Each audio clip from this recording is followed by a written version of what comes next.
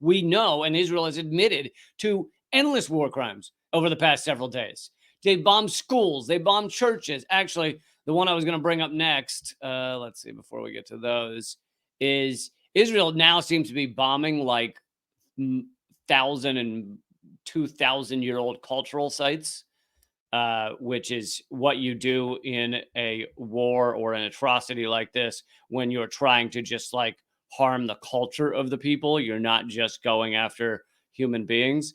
And as Alan McLeod says, after destroying a 1,600-year-old church last night, Israel also leveled a 1,400-year-old great mosque of Gaza. Here are some of the images. I think this also highlights an important point. Like the hospital was a Christian hospital that was bombed. Israel bombed a church. I think this is also important to note that we oftentimes don't talk about Palestinian Christians or Christians living in what is now called Israel, but there are a lot of them because guess what? It's their quote unquote holy land as well. And they've lived there for a long time as well. And so that conversation gets lost a lot. But Christians, and because that's part of the by design, right? They want you to think this is, Judaism versus the evil Islam, and that it's therefore a religious war, and the Jews are trying to protect our religion. But that's of course BS. And events like this are further proof of that, right? Israel is leveling shit regardless of whether it's Christian or Muslim. Like Lee said, that they want to destroy cultures, and that cultural aspect is Palestinian, and it's about erasing the idea that there ever was something before the land of Israel, which, by the way, is younger than my father. Think about that for a second. And he's not like 100, like he's doing fine. So the idea is to erase that history, a lot like what has happened in this country with the idea that like no one was here before Puritans came and with their buckles on their hats, and right. It's this idea that Columbus discovered this area, right? That it was this new world, right? There was nothing here, and so we built this city upon a hill. Israel is this is textbook settler colonialist strategy.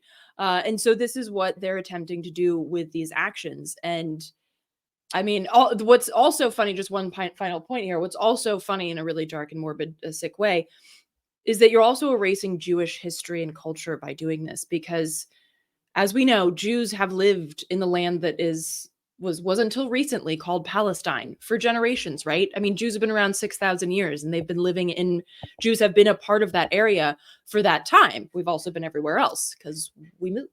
But we got these two legs two legs that we like. But so you're actually destroying your own history and your own culture, a culture that has always existed amongst other cultures. And so I think that that's also something that necessarily gets lost because it doesn't fit into these perfect binary systems of good versus evil and Jews versus Muslims and light versus dark.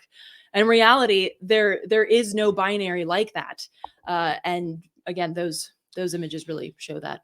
And you just made a perfect segue to the next point. But before I mention that one, I want to say that the church I mentioned they bombed, that Alan McLeod also mentioned, is the third oldest church in the world.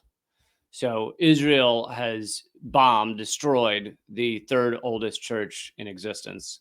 And they really are, right now, they are wiping out whole segments of history that, despite the disgusting behavior of humans for thousands of years, I mean, the Crusades and all this awful shit that has gone down, despite all of that, we managed to keep some of these buildings around. And yet here is Israel blowing up 1,400-year-old buildings, 1,600-year-old buildings.